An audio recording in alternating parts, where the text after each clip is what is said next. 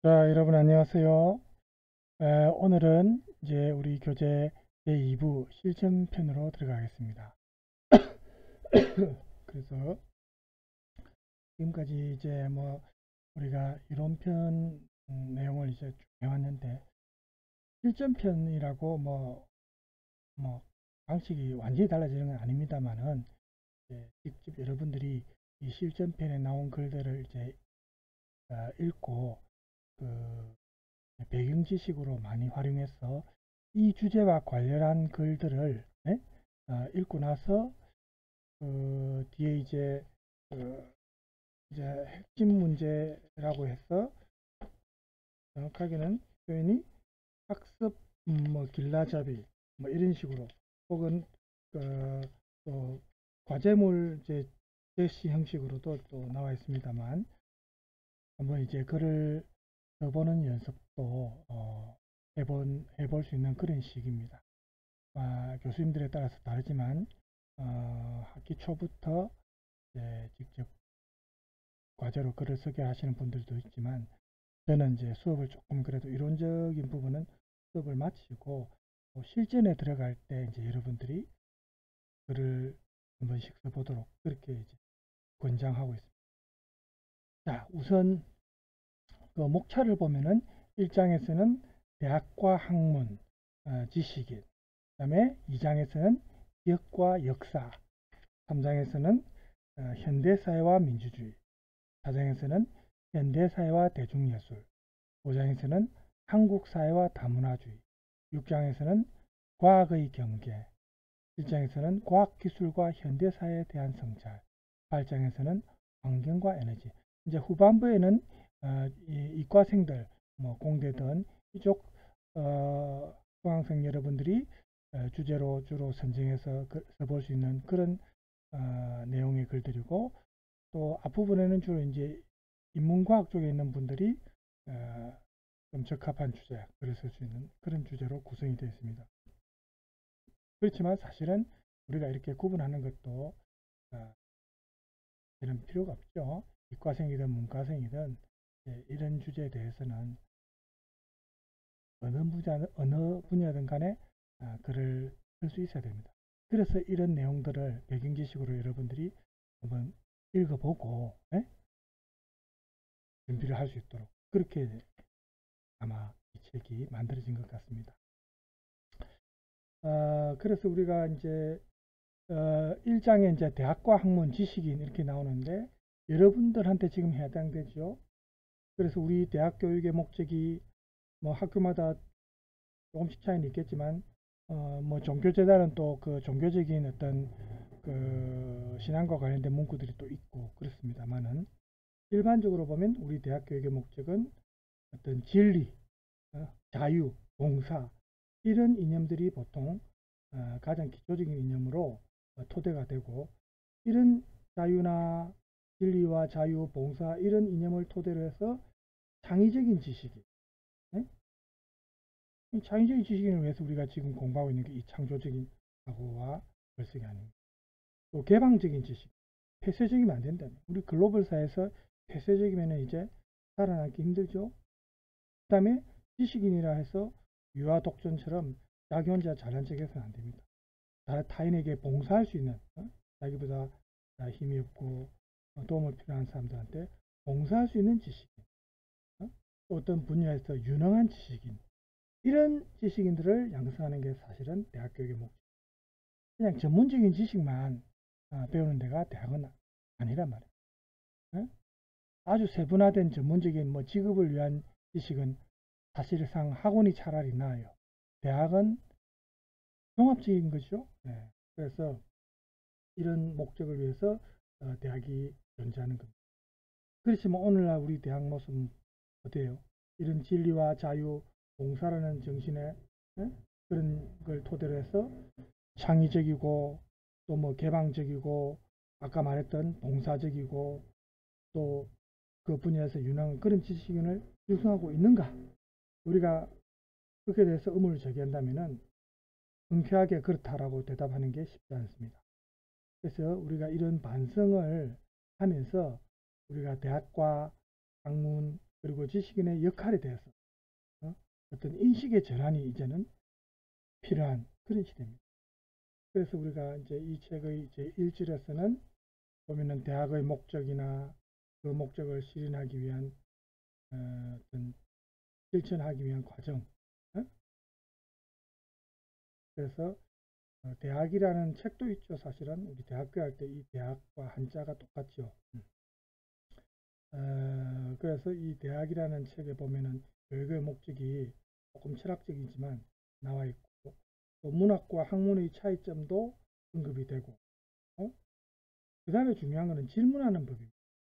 제가 이렇게 수업을 해보면은 요즘 세대들은 뭐 이전에도 조금 그랬지만 요즘 세대는 더 심한 것 같아요. 질문을 잘 안 합니다. 수업에 참여해서 조금 자기가 자신감이 없는 그런 어떤 이유 때문일 수도 있겠지만 자기가 잘 몰라서 그럴 수도 있고, 그죠? 어쨌든 이유가 무엇이든 간에 질문을 안 하는 것은 사실은 올바른 학습도가 아닙니다. 교수를 당황하게 하고 그렇게 돼야 됩니다. 수업이. 그죠? 또 질문을 싫어하는 교수도 교수다운 교수가 아니죠.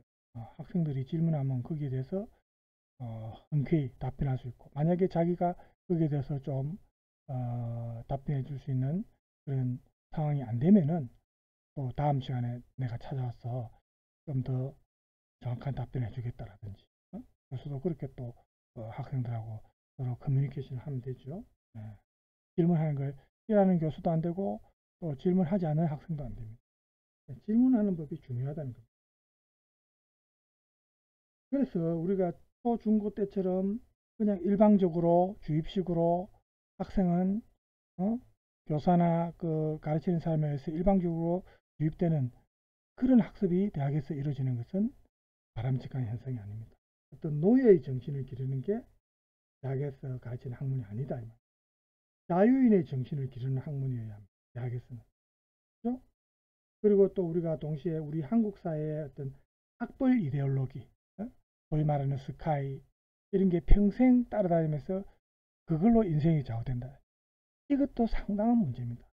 이런 문제에 대해서도 우리가 한번 논해 볼 필요가 있고, 또 제3절에 가면은 한 명문대 학생이 명문대라는 기득권을 포기하지 않을 수 없는, 포기하지 않을 수밖에 없는 그런 현실을 토로한 그런 글이 나오는데, 그 글을 통해서 대학생으로서 여러분들은 어떻게 해야 할 것인지 여러분의 생각도 한번 글을 써본다든지.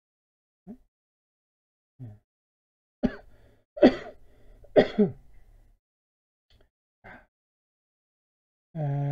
그런데 이제 우리 교재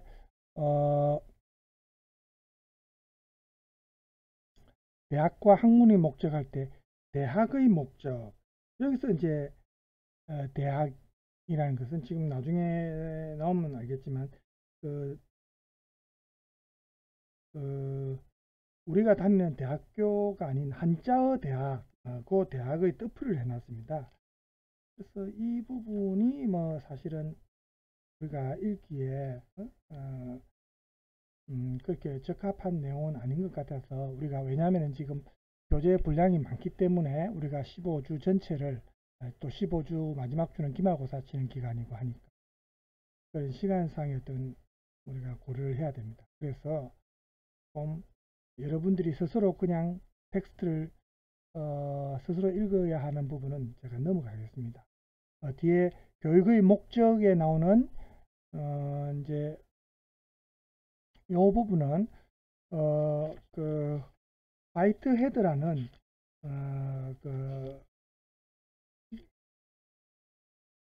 미국의 이제 교육자인데, 이분이 쓴 글을 우리나라의 오영환 씨가 옮긴 글입니다. 교육의 목적이라는 게. 그래서 이 글을 제가 쭉 읽어보니까 너무 번역투의 냄새가 많이 나서 조금 수업 시간에 다루기에는 별로 좋지 않았어요. 하지만 이것도 역시 여러분이 교육의 목적도, 이 화이트 헤드시의 목적도, 이 영국인이거든요. 이제 영국 교육제도에서 비판한 글입니다. 교육제도에 대해서. 그래서 이 글도 여러분이 한번 읽어보고, 그 다음에 여기에 딸린 이제 학습 길라잡이 해가지고 일종의 과제 같은 게 나옵니다. 글이 좀 길죠? 이게 이제 제가 읽어보니까 번역된 글인데 번역이 그렇게 매끄럽지는 않았습니다. 그래서 이 화이트헤드의 글을 오영환 씨가 옮겼는데 교육의 목적회가 여러분이 쭉 읽어보고 학습 길라잡이에 보면 이제 화이트헤드가 이 텍스트에서 말한 생기 없는 관념이란 어떤 의미이며 교육에서 생기 없는 관념을 가르칠 때 발생하는 폐해, 폐단에 대해서 논의해 보자. 이제 여기 좀 도움이 될 수 있는 부분이 조금씩 나옵니다. 그 다음에 화이트헤드가 제시한 교육상의 두 가지 기본 원칙을 근거로 우리나라 초중고등학교 교육의 문제점을 생각해 보자. 뭐 첫째, 너무 많은 과목을 가르치지 말라. 둘째, 가르쳐야 할 것은 철저하게 가르쳐. 이 두 가지입니다. 여기에 대해서 이제 문제점을 생각해 보자. 화이트헤드의 글을 읽은 걸 이제 전제로 하는 겁니다. 예. 여기 보면 지금 너무 많은 과목을 가르치지 말라. 지금 과목이 조금 줄긴 했지만 그래도 아직 우리 과목이 많습니다. 그죠? 이런 문제점. 그죠? 또 만약에 어떤 과목을 가르친다면 과목 수는 줄었으니까 대신에 철저하게 가르쳐. 이런 부분. 그죠? 여기에 대해서 한번 생각해 보라. 그래서 이런 학습 길라잡이 부분도 제가 뒤에 물론 시험 관련 팁을 주겠지만 여러분들이 한 번씩 해보세요. 글을 읽고 나서 해보세요. 만약에 시험으로 제가 내게 된다면은 미리 팁을 줍니다. 갑자기면 제가 수업 시간에 다룬 내용을 하겠지만 다루지 않았더라도 낼 수는 있다는 겁니다. 그죠? 자, 그러면 우리가 이제 우리가 수업 시간에 다룰 부분은 요 3번을 다루겠습니다. 분량상 텍스트 분량이 많기 때문에 좀 제가 선별을 했습니다. 자, 이 땅에서 학문하기. 이 글은 배병삼 씨가 쓴 글입니다. 원래 책 제목은 풀숲을 쳐 뱀을 놀라게 하다라는 책인데 문학동네라는 출판사에서 발행한 책입니다. 배병삼 씨의 책에서 발췌한 글입니다. 읽어볼까요? 태초에 말씀이 있었다. 이거 여러분 성경 구절이죠? 라는 성경 구절을 패러디하자면 우리나라에 이제 적용하자면 이렇습니다. 태초에 배움이 있었다. 어떤 의미겠어요? 우리나라 교육열이 얼마나 높습니까? 그죠? 우리나라 같은 경우에 태초에 말씀이 있었다. 이 표현보다는 우리 한국 같은 경우에 태초에 배움이 있었다. 그죠? 이런 표현이 우리 이 땅에는 적합하다. 이렇게 약간 우스갯소리처럼 얘기를 했습니다. 우리 뭐 옛날에 뭐 광고나 그 문구도 있잖아요. 하루라도 글을 읽지 않으면 입안에 가시가 돋친다. 뭐 이런 말도 있어. 그죠? 제가 어릴 때 그런 광고 참 많이 들었어요.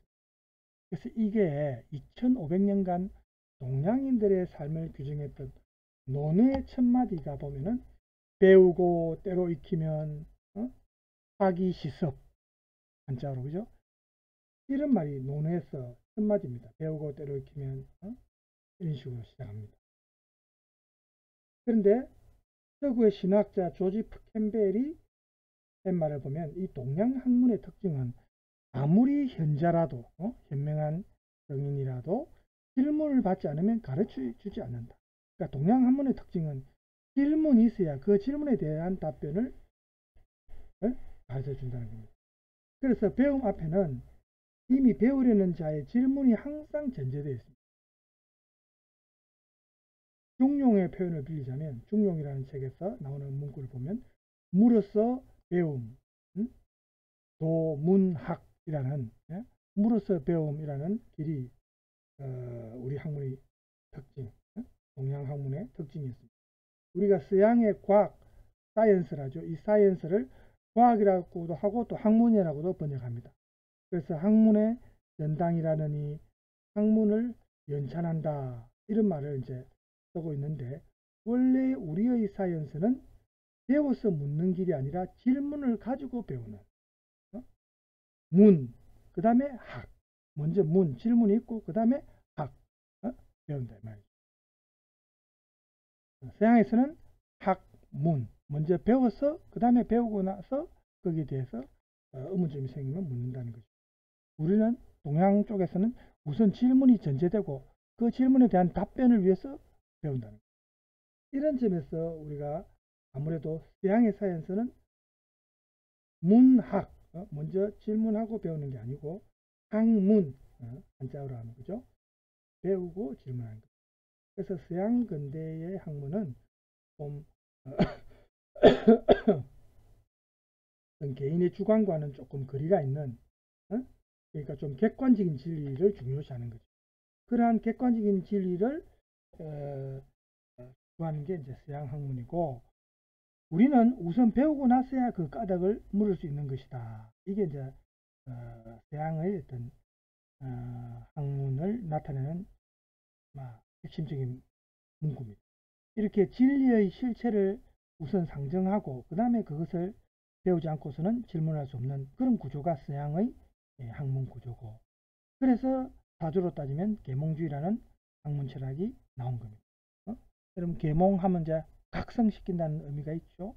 어떤 우매한 상태의 인간을 깨닫게 하고 각성시키게 깨어나게 하는 게 계몽입니다. 그리고 이 계몽주의의 힘이 이 땅에 우리 동양 쪽에 아시아 쪽에 보면 군함과 대포로 상징되는 이런 서양의 어떤 폭력으로 또 새로운 건축술로 상징되는 이런 지식, 또 전기, 전차, 양옥, 뭐 이런 편리함 여러 가지가 이제 아시아 쪽으로 들어오지 않습니까?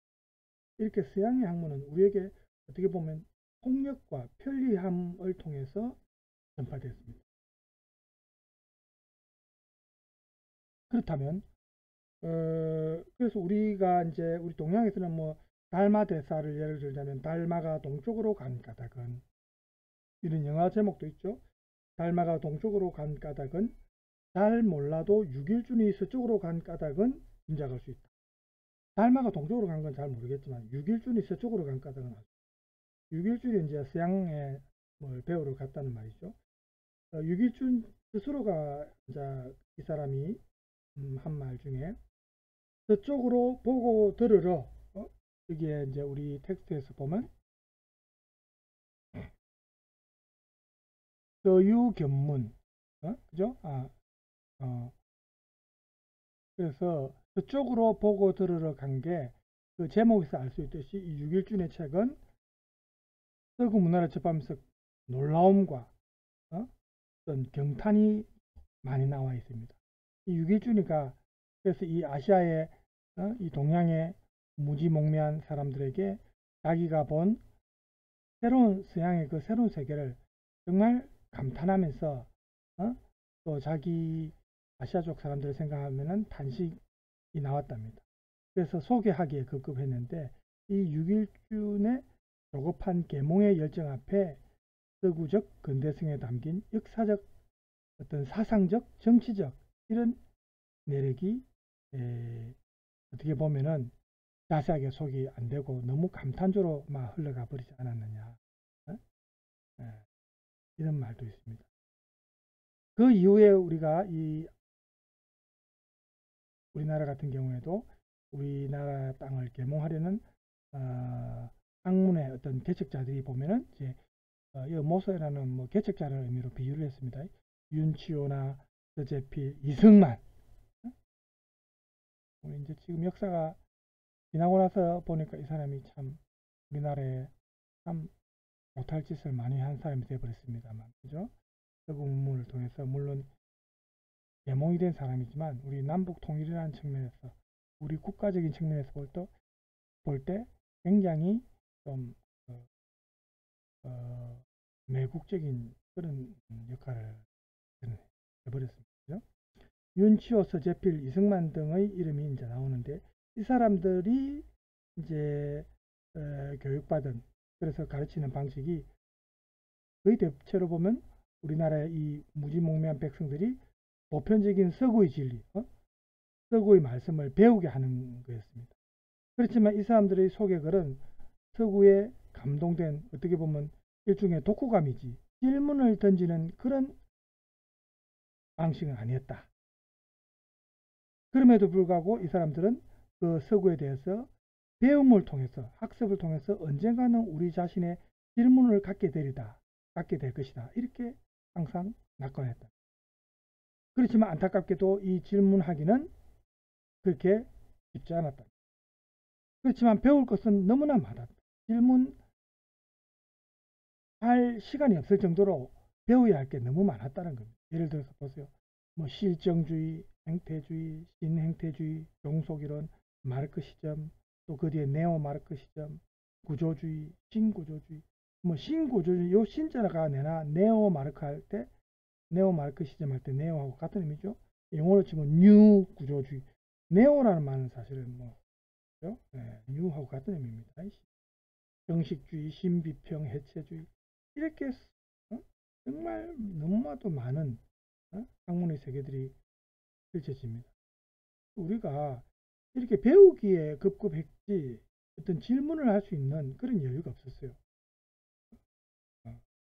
여기 비유적으로 보세요. 넓고 넓은 항문의 바닷가에서 조개 줍는 한 소년에 불과하였단 말이에요. 그러니까 뭐 줍기에 바쁘다 말이에요. 서구의 지식에 대해서 받아들이기 바쁘다. 따라서 이 배움을 통해서 언젠가는 질문을 갖고 말리라는 이런 낙관은 끝없이 우리를 배반하거나 불임으로 끝나고 말. 결실을 거두지 못했단 말이죠. 불임으로 끝나고 말. 오늘도 우리는 항상 이 서구의 그들의 학문을 마치 하늘의 북극성처럼 길을 인도하는 북극성처럼 그렇게 생각하면서 끝없이 배우고 또 배우고 있는 그런 과정입니다. 그리고 기껏해야 그들의 렌즈를 가져와서 우리를 비추고 있는 그 정도밖에 안 된다. 그렇지만 이 땅의 불행은 그들의 렌즈로도 제대로 파악해낼 수 없는 점에 있었다. 예를 들면 서구의 갖가지 정치 이론으로도 이 땅의 정치적 삶은 제대로 설명되지 못했다. 온 세계가 대통령제 아니면 내각제로 잘도 운영되는데 우리나라 같은 경우에 이 둘을 이리저리 이것도 해보고 저것도 해보고 섞어봐도 제대로 된 정치판을 만들지 못하는 것이었다. 맞잖아요. 지금도 그렇잖아요. 대통령제 하에서 지금 정권이 이제 진보 정권, 보수 정권 이렇게 이제 한 번씩 바뀌었다가 뭐 이렇게 하는데 누가 대통령이 되더라도 정말로 우리가 제대로 된 정치판, 제대로 된 정치인들이 지금 많지 않습니다. 그나마 진보에서 조금 서민을 위한 그런 정치인들이 대체로 많이 나왔습니다. 그죠? 뭐 김대중, 노무현, 뭐 문재인 대통령도 물론 실정도 있지만 또 서민들을 위해서 잘한 그런 행보가 사실은 우리가 평가할 부분이 많지 않습니까? 그죠? 그래서 이런 서구의 이제 정치 이론이 우리나라한테는 아직 제대로 정착이 되지 못하고 우리 실정에 맞는 어떤 정치적 삶이 지금 아직 제대로 이루어지지 못하고 있습니다. 그죠? 그래서 이 땅에는 보면 보편, 뭐 진리 혹은 합리 이런 걸로도 설명되지 않는 우리 땅에만 어떤 한정되는 좀 특수하고 어떻게 보면 좀 비과학적이고 비합리적인 우리가 경제나 뭐 다른 어떤 학문 분야든 많은 분야에서 지금 발전을 이루고 있는데 유독 정치적인 분야에서는 저 필리핀이나 아시아권에서도 정치적 후진국의 수준을 아직도 답습하고 여러분 왜 그렇다고 생각해요? 이런 문제에 대해서도 우리가 한번 생각을 해봐야 됩니다. 왜 다른 모든 분야에서는 선진국 대열에 지금 들어서고 있는데 정치 분야에서는 왜 아직도 후진적인 그런 면이 계속해서 답습되고 있고 남아있는지 전근대적이다, 봉건적이다 이런 표현이 지금 정치권에 계속 붙어 다니는 표현입니다. 자, 계속해서 글을 봅시다. 그러나 이 땅이 자, 여러분 텍스트 제가 찾아볼게요. 여기입니다. 그러나 이 땅이 잘못이었을까? 아니면 이 땅을 비춘 렌즈가 잘못이었을까? 애초에 우리 근대 학문의 비극은 유길준의 책 제목에서 우리가 보고 듣고자 했던 거기에서 잉태된 것인지도 모른다. 유길준의 책에서 그 책 제목이 벌써 보고 듣는다는 의미가 들어간, 그죠? 서유견문. 그렇잖아요. 그래서 우리가 이 서양인들의 학문에 되고 우리의 문제거리를 질문하지 못하고 이 서양인들의 학문 앞에 질에 너무 경탄하고 감탄하면서 거기에 무릎 꿇고 무조건 배우려고만 했다. 이게 어떻게 보면 잘못됐다는 거죠. 우리가 이 서양인들을 배우고자 한 원인은, 그 이유는 그들의 학문의 힘을 보여주는 어떤 군함이나 과학이죠. 어떻게 보면, 그죠? 과학의 힘을 보여주는 군함 혹은 전차, 이런 어떤 엄청난 무기, 이런 상징성에 억압당한 거죠. 기세가 꺾인 거죠. 이 정치적인 특성입니다. 그런 놀라움에서 비롯된 서양 문물에 대한 무릎 꿇기, 굴복이죠. 거기에 대해서 이제 제가 항복하는 겁니다. 이런 무릎 꿇기로 말미암아 우리의 실제 삶은 어떻게 보면 너무나 방기되었다. 실제 삶은 너무나 사람들이 관심을 갖지 못했다. 우리의 삶이 사실은 더 중요한. 그래서 우리의 근대는 서구의 그것과는 달리 항상 해체당하거나 아니면 자기 스스로 해체되는 그런 과정. 즉 서구의 근대가 통합의 역사라고 보면 우리의 근대는 해체의 역사다. 서양 문물을 무조건 받아들이는데 급급했다는 겁니다. 그런데 오늘날 서구가 자신들의 근대를 이제